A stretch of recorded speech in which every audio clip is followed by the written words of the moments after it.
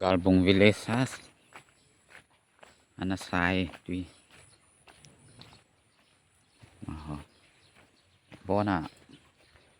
số mình hiện chụp những ngọn tải hộ có máy thôi như trên hồ đang chụp cầm tài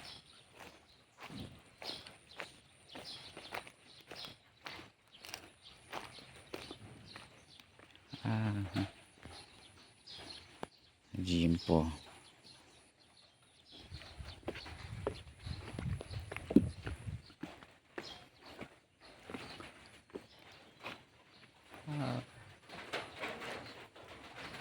jilbadung ahi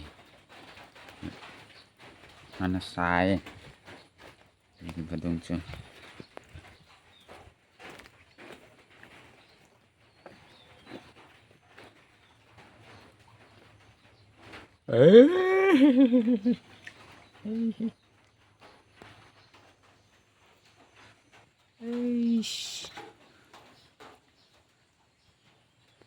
tuy nhiên này tại xin tech soi lúc gam mày tại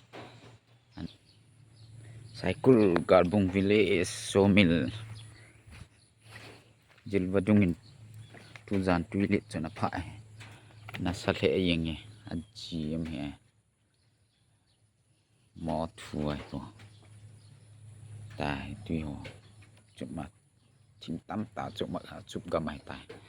và dung sunga mày tai cho thiên ho pi ham chu an lo thì nên thôi